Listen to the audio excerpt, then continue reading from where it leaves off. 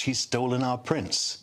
And she's literally brainwashed him and tied him down to his California mansion. I'm not a fan of Meghan. Yeah. I'm not a fan. And I wasn't right from the beginning. I think poor Harry is being led around by his nose. Your relationship wasn't quite as good with Grandma as what hers was. Oh, but Harry's whipped. And allowed, you know. Harry is whipped. Do you know the expression whipped? I'm familiar with the phrase. I won't use the full expression. But Harry is whipped like no person I think I've ever seen. I do think he's whipped. I don't know to what degree, but I do think he's whipped. I'm on a unity ticket with Katie there, 100%. You think he's going to win? I do. I've been a very good predictor, as you know. I predicted almost everything. It'll end, and it'll end bad. What the family actually wanted. Yeah, I know.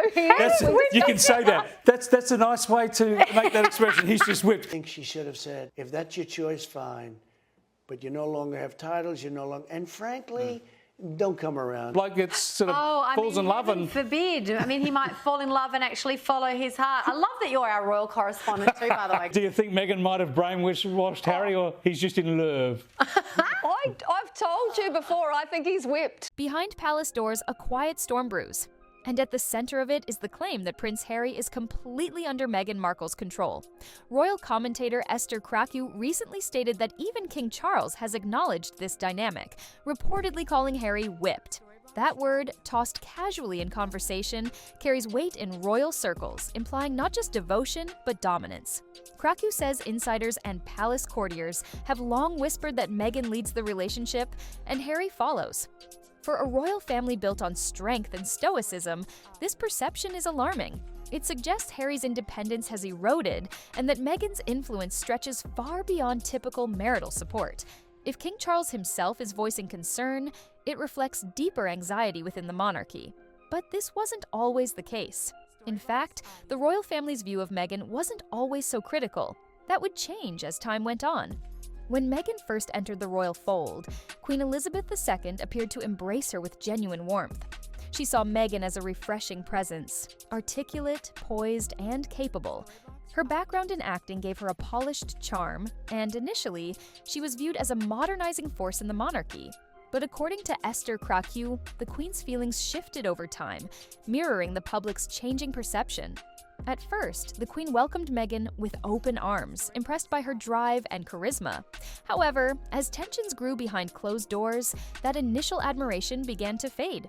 The late Queen's cousin, Lady Elizabeth Anson, revealed that even before the wedding, there were doubts. Anson told royal biographer Sally Bedell-Smith that the jury is out on whether the Queen truly liked Meghan. This uncertainty hints at early warning signs and suggests the Queen may have sensed that Meghan's intentions weren't entirely clear from the start. As the honeymoon phase faded, insiders say the real source of tension wasn't personal drama, but a deep cultural clash. Meghan, raised in Hollywood and accustomed to independence, walked into a centuries-old institution defined by hierarchy and silence. According to Krakue, this was where things clearly went wrong. Meghan may have believed she was stepping into a glamorous role, not realizing the rigid expectations tied to royal duty.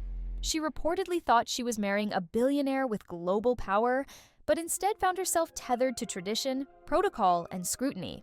The royal lifestyle didn't align with her goals or identity, and instead of adapting, she allegedly tried to redefine it. For palace insiders, this disruption wasn't just inconvenient, it was destabilizing. What began as cultural misunderstanding soon evolved into full-blown disconnection. And as Meghan pushed back against the monarchy's constraints, the palace in turn grew increasingly wary of her presence. According to royal insiders, one of the biggest misconceptions Meghan may have had about royal life was the level of personal wealth and freedom it actually offered. Esther Krakue claimed Meghan believed she was marrying a billionaire prince, a life of luxury, global influence, and endless resources. But the truth was far less glamorous. Prince Harry, while well off, is a millionaire with much of his wealth tied to the royal institution and subject to restrictions. Meghan, who built her own career before marrying into royalty, may have found the reality of her new life far less appealing than expected. The royal role didn't come with the personal control or brand autonomy she may have envisioned. Instead of luxury, she encountered a life filled with limitations. No social media, scripted appearances, and a tightly managed public image. For someone used to independence, this shift could have felt suffocating, and that disconnect may have been the beginning of the couple's eventual royal exit. Long before the public fallout, doubts about Meghan's intentions were already circulating behind closed palace doors. One of the most striking revelations came from Lady Elizabeth Anson, the late Queen's cousin and closest confidant. In a posthumous interview published by royal author Sally Bedell-Smith, Anson shared that just weeks before Meghan and Harry's wedding, the Queen herself had hesitations. Using her nickname for the Queen, Anson said, "My Jemima is very worried." She added that many within the royal family believed Meghan had engineered it all, implying that her relationship with Harry was calculated rather than emotional.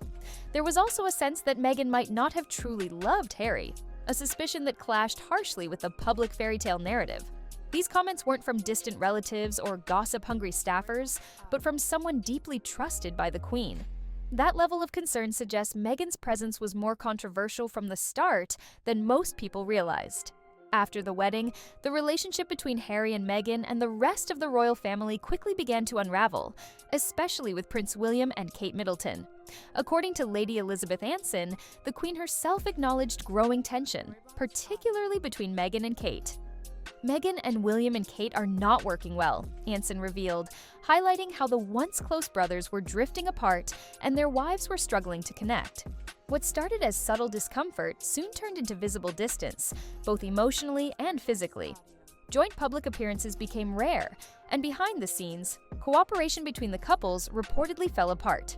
For the royal family, this wasn't just a personal rift, it was a branding nightmare. The so-called Fab Four had once been presented as the future of the monarchy, a united front of youth and modernity. But as internal struggles leaked into public view, it became clear that Meghan's integration into the royal fold had hit a wall, and that wall was causing cracks in the family itself. As the drama unfolded, many within the royal circle began to question not just Meghan's role, but Harry's judgment. Lady Elizabeth Anson didn't hold back in her private assessment, reportedly describing Harry as besotted and weak about women. She went even further, stating, "The problem, bless his heart, is that Harry is neither bright nor strong, and she is both." That kind of brutal honesty from someone so close to the Queen signals deep concern about Harry's ability to navigate the pressures of royal life, especially under Meghan's influence. To those within the palace, it seemed like Harry had lost his independence and was being swept up in Meghan's stronger personality. What some saw as love, others interpreted as manipulation, or even emotional dependency.